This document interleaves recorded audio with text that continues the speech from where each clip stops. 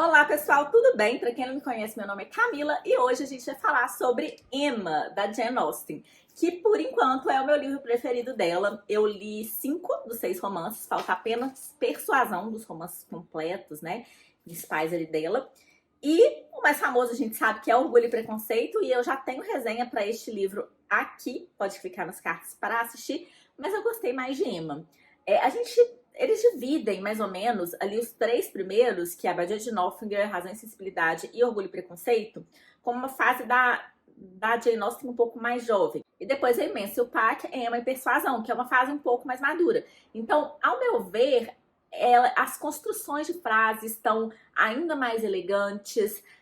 Eu acho que a gente, por mais que Orgulho e Preconceito, a gente tem a Elizabeth Bennet que dá esse tom muito brilhante no romance mesmo, né? Que faz com que Orgulho e Preconceito seja o favorito de muitas pessoas.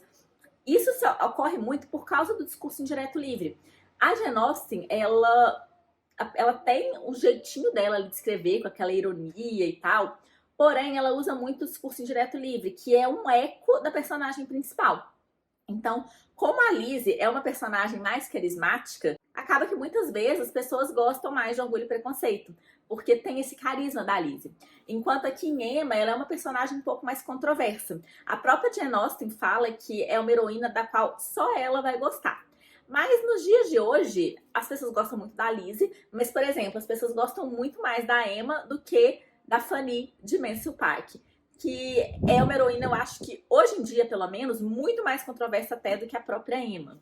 A Emma é uma heroína diferente de todas as heroínas da Jane Austen, e assim, ela tem heroínas bem diferentes entre si, mas principalmente porque a Emma é rica. E como a gente sabe, muito do que envolve aí os romances da Jane Austen tá em torno de se fazer um bom casamento, só que a Emma não precisa fazer um bom casamento. Ela já tem dinheiro, ela tá de boa e ela nem quer se casar. Como sempre, os inícios dos romances da Jane Austen são muito bons, né? Emma Woodhouse, bela, inteligente e rica, senhora de uma confortável mansão e de excelente disposição de espírito, parecia congregar em si algumas das melhores bênçãos da existência e vivera cerca de 22 anos num mundo em que quase nada havia que perturbá-la ou aborrecê-la. E as frases da... Eu gosto da Jane Austen porque ela fala assim, não, quem tá me lendo aqui é inteligente, entendeu? São pessoas espertas. Você vê que ela fala que essas são algumas bênçãos, mas existem outras bênçãos. Parecia congregar em si alguma das melhores bênçãos. Então, parece, mas não é, né? Ela não reúne, de fato, tudo ali necessário para ser feliz e sorridente. Então, ela vivera cerca de 22 anos no mundo em que quase nada havia que pudesse perturbá-la. Então, depois desses 22 anos, aparentemente vamos ter aí alguns percalços na vida de Emma, né? Mais ou menos, gente, mas vamos lá. A Emma, ela tem uma babá ali que cuidou dela, e a delicadeza do seu temperamento dificilmente a compelia a exercer qualquer imposição sobre Emma. Então, Emma era mimada. Pela Emma ser rica, os conflitos, as coisas que ela vão passar vão ser bem diferentes de outros livros. A senhorita Taylor, que era a babá dela, ela se casa e o livro começa assim. Então, a Emma, ela vai perder ali a melhor amiga dela. Não perde porque, na verdade, a senhorita Taylor ainda mora perto dela, tá? Então, mas ela perde ali a companheira dela de sempre. E ela tá, gente, atrás, assim, de ter uma outra melhor amiga também, né? Não que ela vai deixar a senhorita Taylor de lado, mas ela começa a se aproximar de uma menina que ali na região tem tipo... É como se fosse um orfanato que criava as meninas ali que não sabia quem eram os pais, quem era a mãe. E tem uma menina lá que ela é bonita e que tem alguém que coloca dinheiro ali para que ela tenha uma vida mais confortável e tal. Aí ela começa a achar que ela é filha de um cavaleiro, né? E a gente vai chegar nessa amizade meio problemática dela com essa menina. Antes disso, ela apresenta aqui o Sr. Knightley. Na verdade, era uma das poucas pessoas que podiam ver defeitos em Emma Woodhouse, e a única que ousava mencioná-los a ela. E fala que o pai da Emma nem de leve podia admitir a hipótese de que ela não fosse tida como absolutamente perfeita por todos. E o pai dela, vamos perceber também que é um pai meio problemático, porque o pai dela ele é extremamente hipocondríaco e ele não quer que ninguém se case. Então, por exemplo, a senhorita Taylor, quando ela se casa, ele fica assim, a pobre senhorita Taylor, a pobre Isabela, que é a irmã da Emma, que também se casou, e a irmã da Emma se casou com o irmão do senhor Knightley, tá? Ele acaba meio que prendendo a Emma, né? Porque a Emma, ela não quer se casar e tal, mas no fundo, ela não quer deixar o pai dela, porque o pai dela, sei lá, gente, vai morrer de desgosto se ele ficar sozinho em casa, sabe? E aí, logo nesse primeiro capítulo também, a gente vê, olha só o tanto de coisa que a gente tem nesse primeiro capítulo. Tá? A parte da amiga dela não é apresentada agora nesse primeiro capítulo, não, me adiantei. Mas a gente já tem o Sr. Woodhouse, a gente já conhece um pouco dessa personalidade do pai, a gente já sabe da Emma. É incrível como que a Jane Austen já começa assim, né? Enfim, com os dois pés apresentando todo mundo, é bem legal. E aí a gente vê que a Emma considera que ela foi responsável pelo casamento muito bom que a senhorita Taylor fez. E o Sr. Knightley fala que ela se limitou a ter imaginado o casamento. Por que falar de êxito? Onde está seu mérito? Fez uma feliz suposição e isso é tudo que poderia dizer. Então ele fala umas verdades para Emma. E, gente, o Sr. Knightley, ele é o melhor cara que já apareceu em todos os romances da Jane Austen, tá? Ele é um cara mais velho, ele é maduro e ele participa muito desse crescimento da Emma. Pela Emma ser muito mimada, e a Emma, ela é inteligente, só que ela não se esforça. Ela é sagaz, ela é esperta, mas ela não consegue ler um livro, sabe? Ela faz listas de leitura, e é engraçado que o Sr. Knightley fala que, inclusive, ela tem muito bom gosto. Ele anotou essas listas de livros que ela falou que ia ler, mas que ela nunca deu seguimento. Ela começou a tocar piano, ela sabe tocar ali pra entreter, pra meio que, né, fingir que ela sabe, mas ela não é realmente boa, ela não leva isso a cabo. E depois acaba aparecendo uma pessoa, que é a senhorita Fairfax, que ela sim, ela tem o dom, né, também, assim como a Emma, ela é uma pessoa inteligente, sagaz e tudo mais, porém ela não tem o dinheiro da Emma, então ela precisa se esforçar. E ela sim vira uma exímia cantora, uma exímia pianista, ela é muito boa em tudo que ela faz. E eu acho até que é um dos motivos, porque o Sr. Knightley, ele acha que a Emma deveria se tornar amiga da senhorita Fairfax. Elas têm muito a agregar ali uma a outra e tal. A Heather, que é a amiga dela, é uma amizade que vai ter problema, porque uma é muito inferior à outra, né? Então, acaba que isso não agrega para nenhuma das duas e vai ser muito problemático. Mas a Emma, ela tem um rancinho ali pela Jane Fairfax, e eu acho que é muito porque ela vê a Jane Fairfax sendo o que ela poderia ser se ela se esforçasse, mas ela não se esforça, ela não consegue, gente. Eu acho que eu falei o nome da amiga dela errado, o nome da amiga dela é Harriet, tá? Aqui na página, nessa minha edição aqui na página 38, o Sr. Knightley tá conversando aqui sobre essa amizade da Emma com a Harriet, e ele fala assim: como poderá Emma achar que tem algo a aprender quando Harriet lhe apresenta tão deleitosa inferioridade? E quanto a Harriet, sou levada a dizer que ela não tem que ganhar com essa amizade. Hatfield só servirá para torná-la desabituada a todos os outros lugares a qual ela pertence. E muita gente pode achar que o Sr. Knightley pode estar sendo ali um pouco preconceituoso, mas ele está sendo realista. As classes ali eram muito determinadas, né? E nós vamos ver que ela vai sair perdendo realmente. E começa a falar aqui sobre como a Emma é bonita e tal. Ela é a própria graça, não lhe parece, Sr. Knightley? Não encontro nenhum sinão em sua pessoa. Acho-a exatamente como a senhora descreveu. Adoro contemplá-la. E acrescento este louvor. Não a acho pessoalmente fútil, considerando o quanto elegante, parece não se preocupar muito consigo própria. Sua vida reside em outra coisa. A Emma, ela tem um problema parecido com o da Elizabeth, de se achar, e ela é realmente muito sagaz, e ela achar que ela tá certa ali nos julgamentos dela. Só que por que a Emma dá mais raiva e a Elizabeth ela é mais amada? Apesar que, se vocês verem a minha resenha de Orgulho e Preconceito, vocês vão ver que ela me dá...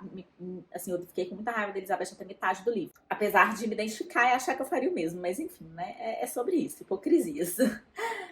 A Elizabeth, ela só prejudica a si mesma, né? E o relacionamento dela com o Darcy, o Mr. Darcy. Aqui, a Emma, ela nem quer casar. E ela acaba prejudicando outras pessoas.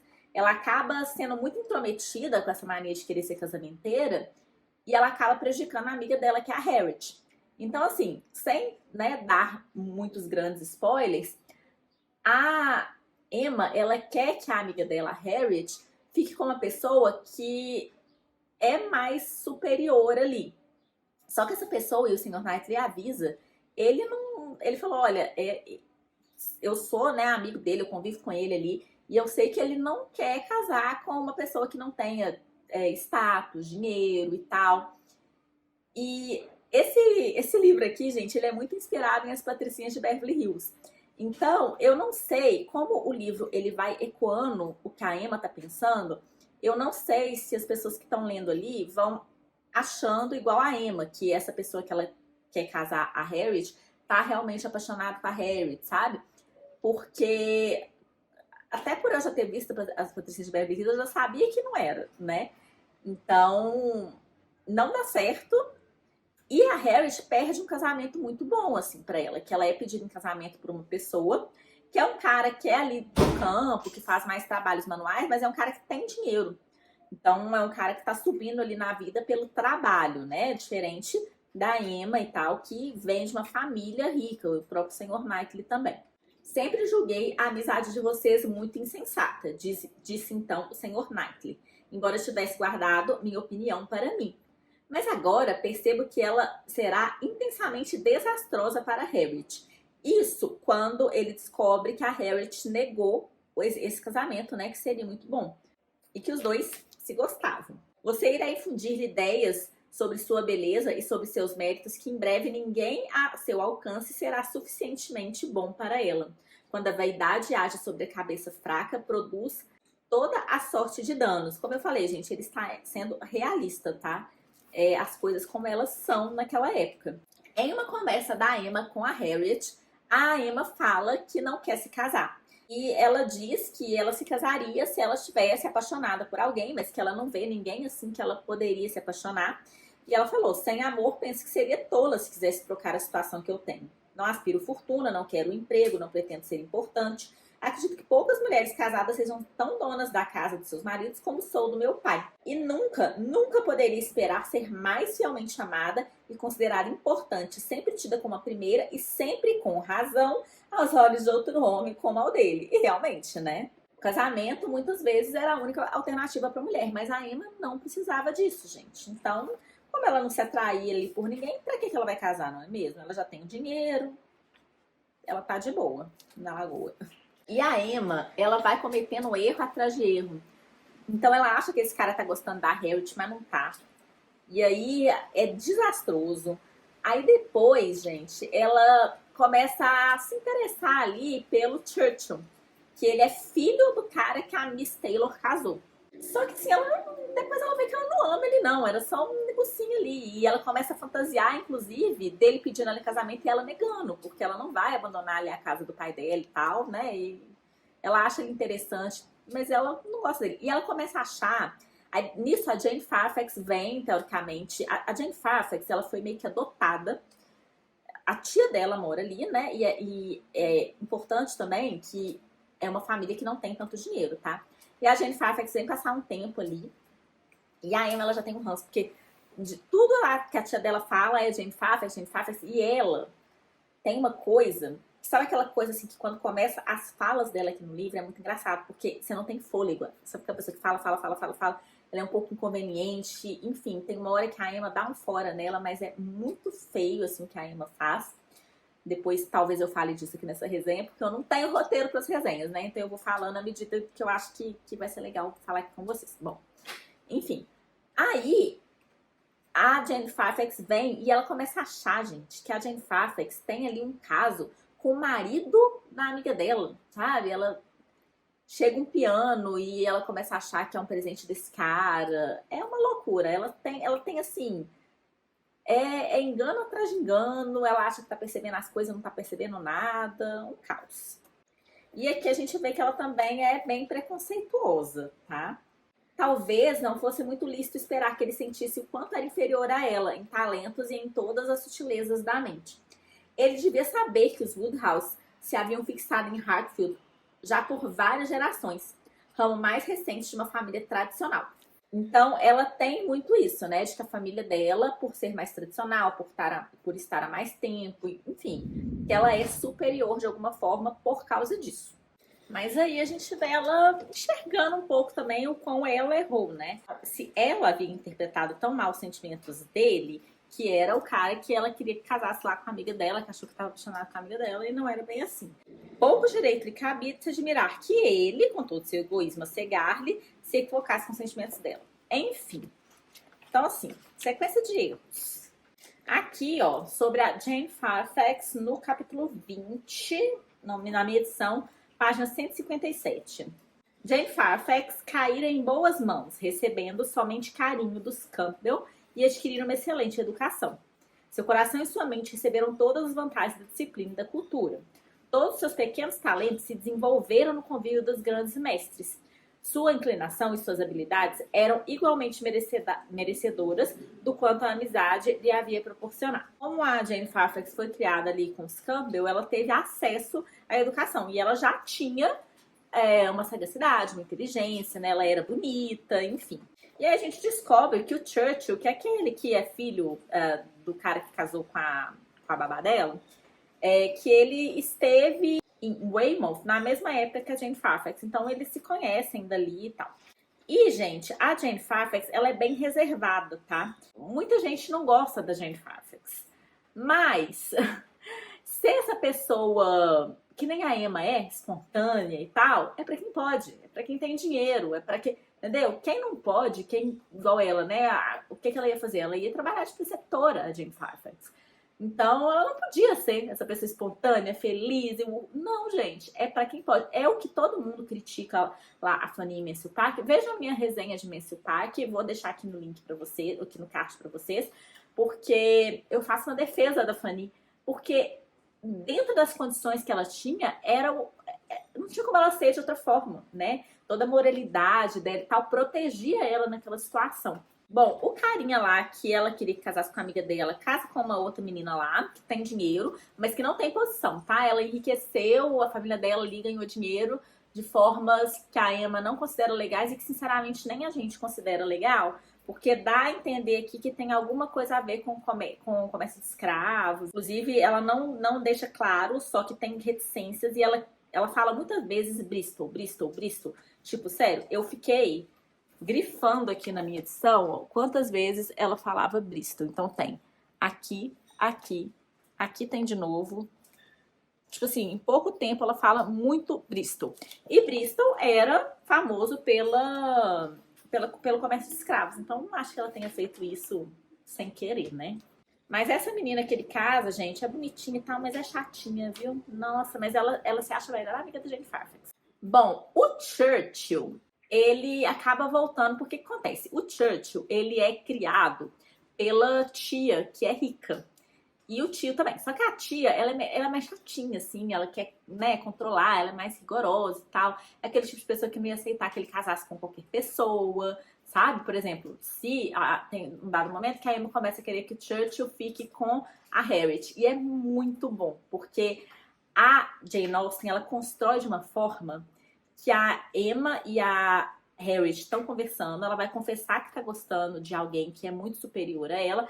A Emma entende que é uma pessoa, mas na verdade a Harriet está falando que é outra pessoa, e a construção fica perfeita, assim, e é mais um engano, né, tipo, da Emma. É muito boa essa parte também. Mas enfim, ele volta porque a tia dele tá meio doente. Beleza, ele desaparece, né? Aí nisso, essa menina que é mais chatinha, filha dos comerciantes, né, que se acha a melhor amiga da Jane Fairfax, ela quer arrumar um bom emprego como preceptora pra Jane Fairfax. E ela fala que não quer aceitar agora, que ela quer ficar mais um tempo ali no campo. Ela começa a passar muito mal, tem muita dor de cabeça. Em um dado momento, ela chega a aceitar, só que ela fica tão mal que o médico fala que não tem como ela fazer uma viagem agora. Ela fica muito, muito, muito mal. E depois a gente descobre também por que ela fica muito mal, mas não vamos dar spoilers, né, gente? Mas ela tava passando ali por poucas e boas. E essa menina, né, chatinha aí, ela é nova rica, né? Então ela é filha de comerciantes, ela não herdou igual a Emma, ela não é de uma família rica. E a gente vê ela criando, ela tendo assim um falso refinamento. Ela chama, por exemplo, o Senhor Knightley só de Knightley, né? O que são coisas que revelam uma inferioridade na educação dela. E aí, eu já vi pessoas falando que a Jane Austen, ela tem um certo preconceito contra esses novos ricos. Eu não acho. Por quê? Porque lá em Orgulho e Preconceito, a gente tem os tios da Elizabeth, que apesar de serem comerciantes, eles são super refinados. Então, é da pessoa, né? Tem gente que não vai conseguir ter esse refinamento e tem gente que vai. Então, eu acho que ela mostra os lados de quem é de uma família rica e não é refinado, de quem é refinado, de quem vem de família, mas perdeu o dinheiro, mas mantém o refinamento, sabe? Então, eu acho que tem um pouco de tudo aqui na obra da Jane Austen. Mas essa menina aqui é típica nova rica, nossa, muito chata. E o Senhor Knightley é muito bom porque ele repreende a Emma de forma sutil. Mas quando precisa também, ele é bem firme, tá? Eu vou dar um exemplo daqui a pouco, quando eu chegar na minha marcação, nesse momento que vocês vão ver. O mais engraçado aqui, gente, ela falando que tem um verdadeiro horror pelos novos ricos, sendo que é uma hipocrisia pura, porque a própria mulher aqui é nova rica. Ai, Jesus. E ela fala, é uma situação extremamente desagradável. Logo o senhor Neném, que já reside há 11 anos. Gente, 11 anos para a família da Emma, né, e tal, não é nada. Isso aqui é... Ai, meu Deus. Enfim, vamos lá. Gente, a confusão que eu falei de entendimento aqui entre a Harriet e a Emma é no capítulo 40, tá? Muito bom. Ou capítulo 4, se tiver dividido em volume, porque o livro foi lançado em 3 volumes, e esse seria o capítulo 4 do terceiro volume. Tem um momento que a Jane Fairfax, ela fala, né, sobre ela não tá satisfeita com esse futuro dela de ser preceptora, né? Você pensa, uma pessoa que estudou tanto, que é, assim, exímia pianista, e ela tá fadada a ensinar outras crianças, porque ela não tem uma posição na sociedade e tal. Ela até compara o comércio de escravos, de seres humanos e tal, com o comércio de preceptoras. É muito bom essa comparação que ela faz. Deixa eu ver se eu até acho aqui. Ela fala para essa nova rica lá que está tentando achar um emprego de preceptora que existem escritórios especializados nesse tipo de atividade que transicionam não propriamente com carne humana, mas com o intelecto. O comércio de governantas, asseguro-lhe, era tudo que eu tinha em vista. Bastante diferente de certo quanto à culpa daqueles que o praticam, mas quanto à miséria das vítimas, não sei em qual dos dois é o maior, quando ela vai comparar com o comércio de escravos. Pesado. Agora vem a parte que, assim, é fenomenal. A Emma, ela é muito, muito, muito, assim, mal educada, para dizer o mínimo, assim. Ela é péssima, tá? Com a tia da Jane Fairfax. E aí o Sr. Knightley vai repreender ela. E olha isso aqui. Fosse ela uma mulher de fortuna, eu deixaria que qualquer disparate inofensivo tivesse a sua vez. Não iríamos discutir por nenhuma liberdade de maneiras. Se ela tivesse a mesma situação que a sua, mas Emma considere o quão distante disso é o caso dela. A situação dela devia lhe inspirar compaixão. Foi muito mal feito de fato. Você é agora no rompante de levianidade pela vaidade, no instante de zombar dela, humilhá-la diante da sobrinha também. Não deixarei de lhe dizer algumas verdades enquanto posso, satisfeito em provar a mim mesmo que sou seu amigo pelos leais conselhos e confiando em que mais cedo ou mais tarde você me fará mais justiça do que me pode fazer agora. E aí, gente, a Emma, ela chora. Assim, a Emma, ela faz umas merda, igual ela acaba, né, fazendo mal a Harriet, a amiga dela. Ela faz isso, mas ela não é uma pessoa ruim, então ela chora, ela vê que realmente, ela fala, não é possível negar a verdade na sua repreensão. E é isso, né, quando a crítica dele foi feita de forma firme, mas educada, e eu acho que isso atinge mais ela do que se fosse um cara lá gritando com ela ia gritar de volta, imagina. Mas ele tá dando argumentos, né? Então, assim, é isso que pesa, porque ela viu a verdade. E o Sr. Knightley, ele é muito responsável pela Emma conseguir entender mais a vida. Ela é muito nova, ela tem 22 anos, né? Ele é bem mais velho que ela. Então, ele é um cara mais maduro, ele é um cara que entende mais da vida. E ele é um cara que ele tá numa posição, né, social superior, ele tem uma carruagem, ele tem... E, por exemplo, ele vai numa festa, ele poderia ir a cavalo, mas ele pega e vai de carruagem para poder levar a Jane Fairfax e a tia dela. Então, ele ajuda as pessoas porque, sei lá, ele tem lá uma colheita de maçãs, aí ele vai e dá maçãs para as pessoas que não tem... Enfim, ele é uma pessoa que, ciente da posição dele, ele tenta ajudar o próximo. Então, isso é muito legal. E ele fala muito que a Emma tem que fazer isso também. E por isso que ele queria, por exemplo, que ela fosse amiga da Jane Fairfax, porque é uma coisa que ela ia agregar as duas, entendeu? Bom, aí agora a gente vem mais pra parte do final, né? Que eu daria spoilers. Então, eu vou finalizar aqui para quem não quer saber de spoilers antes de comentar o finalzinho. Geralmente eu faço isso, mas no geral, assim, a Emma é essa personagem mimada, rica, bonita, inteligente, porém preguiçosa, e que a gente vai acompanhando um amadurecimento dela aqui, sabe? Vai acompanhando ela fazendo merda, mas você vê que não é por mal. Então, e como vocês puderam ver, assim, as construções, a habilidade da Jane Austen, eu acho que ela tá muito visível aqui nesse livro, sabe? É um livro maravilhoso, apenas leiam. Me despeça aqui de quem não quer saber o final, pra gente comentar o finalzinho aqui, tá bom? Beijo! E agora, bora pra parte com spoilers. Então a gente descobre que o Churchill, na verdade, ele tava paquerando, ele já tava noivo, inclusive, da Jane Fairfax. Por isso que ela fica tão, né, passando mal e tal. A tia dele morre. Com isso, ele pode casar com a Jane Fairfax. Só que assim, gente, ele tava meio que paquerando a Emma. E assim, não é um grande problema, porque a Emma no final não gostava dele. Mas, imagina se ele tivesse feito isso com uma pessoa que gostasse. Então ele é muito inconsequente, sabe? Ele manda uma carta se justificando. Eu não comprei a justificativa dele, eu achei ele péssimo. Ele realmente, como o próprio Sr. Knightley diz, ele tá se casando com uma pessoa muito superior a ele, que é a Jane Fairfax. Mas enfim, né? Vão casar e a Jane Fairfax pelo menos vai sair da situação ali de ter que ser preceptora, que ela realmente não estava satisfeita. E a Harriet, no final, ela não estava gostando do Churchill, né? A Emma, ela vai contar ali pela segunda vez, né, na cabeça dela, porque antes era o Sr. Elton, que no final gostava da Emma, e aí agora o Churchill, que vai casar com a Jane Fairfax, e a Harriet já tá sabendo e tá super feliz pelos dois, e a Emma fica sem entender. E aí ela finalmente entende que, na verdade, é o Sr. Knightley que a Harriet gosta. E o que acontece? A confusão toda se dá porque o Sr. Churchill salvou ela ali dos ciganos e tal, de uma coisa física, né? Um perigo físico. Mas o Sr. Knightley e a Harriet, ela se apaixona pelo Sr. Knightley pelo serviço que ele prestou a ela, que ela fala, sabe? Que mostrou como ele era uma pessoa bacana e tal. O que acontece? No baile, ela tá ali sem acompanhante e o Elton, ele se nega a dançar com ela. E é meio que uma humilhação. E nisso, o Sr. Knightley, que não gosta de dançar, ele vendo aquilo, ele vai e puxa ela pra dançar. E meio que salva ela da humilhação. O que é muito interessante porque a gente vê que ela tá mais preocupada com essa humilhação social do que algum perigo físico, né? Então, nisso ela se apaixona por ele e vê como ele é bondoso com as pessoas e tal. Só que a Emma surta, gente, não com a Harriet, mas ela começa a pensar que, né, como a Harriet é inferior a ele, né?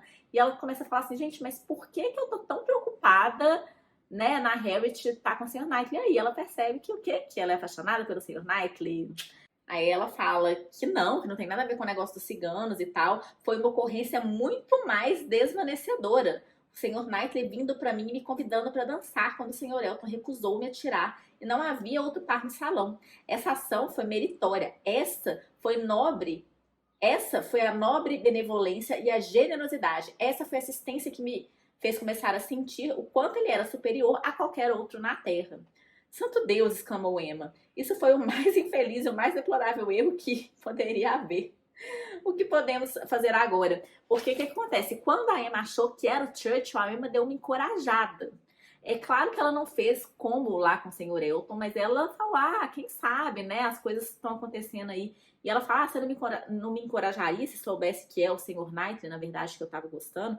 Porque a Harriet, ela acha que sim, que o Sr. Knightley pode estar gostando dela. E a Emma se convence que sim, que o Sr. Knightley estava gostando dela. E ela fica tipo assim, meu Deus do céu. Momento a revelação. Porque era muito pior que Harriet estivesse amando o Sr. Knightley do que Frank Churchill. Porque o mal havia aumentado tão terrivelmente com o fato de Harriet admitir alguma esperança de ser correspondido. Com a velocidade de uma flecha, atravessou-lhe a ideia de que o Sr. Knightley não podia casar com outra a não ser ela. E ela fica tristemente indignada, envergonhada de todas as suas sensações. Com uma vaidade insuportável, se acreditava no segredo dos sentimentos de todo mundo, pois só tinha feito mal, tinha trazido mal a Harriet e a si mesma. Aí a gente tem aqui o encontro com o Sr. Knightley. E eu sempre falo, quando eu faço resenhas e tal, sobre o tempo, né? Olha só, a tarde clareou, o vento mudou para um quadrante mais suave, as nuvens se dispersaram, o sol apareceu. E aí aparece o Sr. Knightley, claro, né? Daí ela acha que o senhor Knightley quer falar com ela, que tá gostando da Harriet. E ela, por um momento, fala: ó, então não fale. Aguarde um pouco, considere o que vai dizer, não se comprometa. E aí, depois de um tempo, ela fica. Assim, ela não quer ouvir que o senhor Knightley tá gostando da Harriet, entendeu? Ela não quer isso, né? Não quer. Mas aí ela vira e fala: não, fala aí e tal, né? Que como amiga, pode contar comigo, ouvirei o que tem a dizer. E depois eu vou dizer francamente o que eu penso a respeito. E, gente, ela não percebe, tem uma hora que ele vai dançar com ela e ela fala alguma coisa dos dois serem irmãos e ele fala irmãos não, tipo, e ela não percebe. Bom, enfim. Como amiga, Emma, essa é a palavra que eu temo. Não, não desejo dizer nada. Espere, sim. Por que haveria de hesitar? Fui longe demais para disfarçar. Emma, aceito sua oferta, por extraordinária que possa parecer. Aceito-a e confio-me a você como amiga. Diga-me então, acha que teria alguma oportunidade de conseguir? Deteve-se em sua ferocidade para ponderar a questão e a expressão de seus olhos dominou-a. Minha querida Emma, pois querida você sempre será.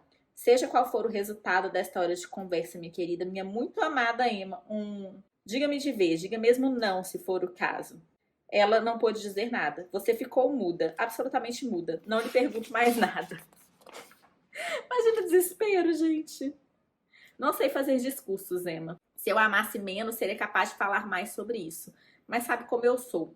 De mim não ouvirá senão a verdade. Eu censurei-a, repreendia, e você suportou como nenhuma outra mulher na Inglaterra seria capaz de suportar. Enfim, gente, aí tem a declaração, ela fala que gosta dele também. E aí a gente tem o problema do pai dela, né? E aí ela fala assim, ela pensa por um momento nela mudar com o pai dela para a propriedade dele, mas isso também, o pai dela não ia aguentar muito bem. E ela fala, bom, vou ter que ficar aqui, né, esperando para casar, não vai dar para casar, porque eu não posso abandonar meu pai. E aí o senhor Knightley fala dele abandonar a propriedade dele e ir morar com a Emma. E assim, é uma coisa que praticamente nenhum homem, nenhum cavalheiro abriria mão de morar na sua propriedade para ir morar com a mulher. Era uma coisa que não acontecia na época. Mas ele, conhecendo o pai dela, né, acabou propondo isso. Eles comentaram sobre eles se casarem. Obviamente o pai dela surtou, né? Aceitou, mas daquele jeito não muito bem. Quão poucos seriam os homens em condições de vida para pretender a mão de Emma, que renunciam às suas próprias casas para viver em Harfield, e que, a não ser o Sr. Knightley, poderiam compreender e aguentar o Sr. Woodhouse. Então, tipo assim, ele era um peso para Emma, né? Ele, por muito tempo, foi visto assim por um velho bonzinho e tal, mas não, gente, ele era realmente assim. A Harriet acaba casando com o cara que propôs ela em casamento lá atrás e ela está assim. A Emma fica com medo, porque, poxa, ela era apaixonada pelo Sr. Knightley, que é um cara superior a todo mundo. Gente, Sr. Knightley, só vocês lendo aqui pra ver o quão foda esse cara é. Ele é maravilhoso, incrível, ó, Mr. Darcy, Sr. Knightley, tá? E olha que Mr. Darcy é bem legal, mas o Sr. Knightley não tem para ninguém, ele é perfeito sem defeitos. Eu falo que a Jane Austen, ela tem o Sr. Knightley e a Eleanor. A Eleanor é a personagem de razão e sensibilidade, que também pra mim é perfeita. Enfim, a Emma ficou bem, bem boa depois da... Tem até uma parte que ela fala que ela teve ele pra poder, tipo, guiar ela. Vê? E também a senhorita Taylor. Deixa eu achar essa parte. Ela fala, mas tive a ajuda de todos os seus esforços para contra-atacar a paciência das outras pessoas. Tenho dúvida se o meu próprio senso me teria corrigido sem ele. Então, tipo, ela fala, se não fosse eu não sei se eu sozinha, né, seria capaz de amadurecer e tal. Você as tem? Pois eu não tenho nenhum. Tipo, ele fala que não tem dúvidas que ela conseguiria sim. A natureza lhe deu compreensão, Miss Taylor lhe deu princípios. Tinha que se sair muito bem. Minha interferência poderia ter feito tanto bem quanto mal. Era-lhe muito natural dizer que direito ele tem de me passar sermões. E temo que fosse até natural demais para você achar que isso era feito de modo desagradável. Não creio que tenha feito nenhum bem. Fez sim, senhor Knight perfeito, sem defeitos. Tá. Mas, gente, o problema de eu não fazer roteiro é que eu vou e volto, né? Eu tava comentando que, tipo assim, a Harriet, ela gostou do Sr. Knightley, que era perfeito. A Emma falou assim, nossa, agora ele casou com esse cara aí, que tá legal, né? É bom pra ela. Ela descobre que o pai da Harriet não era um cavaleiro, era um cara que tinha ganhado dinheiro ali, mas que não, né? Ela não tinha posição, status. E aí ela vira e fala, nossa, né, ela tá casando com ele porque não, né, não rolou o Sr. Knight. Mas ela vê que não, que ela realmente está muito apaixonada pelo carinha que ela casou e tal. Então todo mundo é feliz para sempre, né? Robert Martin, que é o nome dele. Que é o pai da Harriet era... Aí verificou-se que a Harriet era filha de um comerciante suficientemente rico para lhe proporcionar a confortável subsistência de que sempre desfrutara. Tá vendo? Ela tinha sentimentos ansiosos em relação a Harriet. Uma dúvida momentânea de que teria sido possível para essa curar-se de seu capricho pelo Sr. Knightley, está realmente disposta a aceitar outro homem de condição inferior. Mas não, gente, a Harriet estava, assim, apaixonadíssima. Jane Fairfax já havia deixado o Highbury, né? Ia casar lá com o Sr. Churchill também. E aí, o galinheiro da senhora Weston tinha sido assaltado numa noite. Outros galinheiros da vizinhança também haviam sofrido. Esses furtos eram mesmo que o arrombamento de casa para os receios do Sr. Woodhouse. Ele era muito preocupado com tudo, né? Como eu falei, ele era totalmente hipocondríaco. Gente, qualquer brisazinha, tipo assim, ele já achava que a pessoa ia morrer. A gente tem muito aqui o Sr. Perry, que é o médico dele, tudo ele fala do Sr. Perry. O pessoal ia convidar ele para casa. Teve uma festa lá de um pessoal que tinha enriquecido também com comércio e tal. Eles demoraram a chamar os Woodhouse, porque eles falaram que eles tinham alugado um biombo, trazendo um biombo de Londres para poder proteger ali de qualquer friagem, de qualquer ventinho. O cara era doido. E aí ele estava muito preocupado. E não fora por sentir a proteção de seu genro, dormira alarmado todas as noites. A força, a resolução e a presença de ambos, os senhores Knightley, porque estava o irmão dele lá, controlavam sua inteira dependência. Enquanto um deles protege a ele e aos seus, Hatfield estaria salva. Mas o senhor John Knightley, que é o marido de Isabela, da filha dele mais velha, que casou, né? Devia regressar novamente a Londres ao fim da primeira semana de novembro. O resultado dessa aflição foi que um consentimento muito mais voluntário e prazeroso do que sua filha jamais poderia esperar neste momento. Ela pôde finalmente fixar a data, né, para poder se casar ali com o Sr. Knightley. Um mês depois do casamento de Robert Martin, que casou com a Harriet, ocorreu então o casamento do Sr. Knightley e da Miss Woodhouse. O casamento foi muito parecido com os outros casamentos em que os cônjuges não têm pendor pela ostentação e as decorações vistosas. E a senhora Elton, pelas informações que lhe dava seu marido, achou-o extremamente pobre e muito inferior ao seu próprio. A senhora Elton é a tal nova rica insuportável que quer ficar mostrando. Pouco cetim de seda, poucos adereços no véu, um casamento muito pífio. Celina, acho que é a irmã dela, essa Celina, vai ficar espantada quando souber. Mas a respeito da deficiência, os votos, as esperanças, a confiança, os prognósticos de um pequeno grupo de verdadeiros amigos que presenciaram a cerimônia foi inteiramente corroborada pela perfeita felicidade da união. Uma felicidade, gente, verdadeira, profunda, né? Que não precisa ficar ostentando. Geralmente, quem sempre foi rico, né? Como é o caso da Emma e do Sr. Knightley, eles não vão querer ficar mostrando, ostentando, né? Não tem isso. E eles são discretos, guardam a felicidade para eles, esse pequeno grupo de amigos que realmente se importa com eles, né?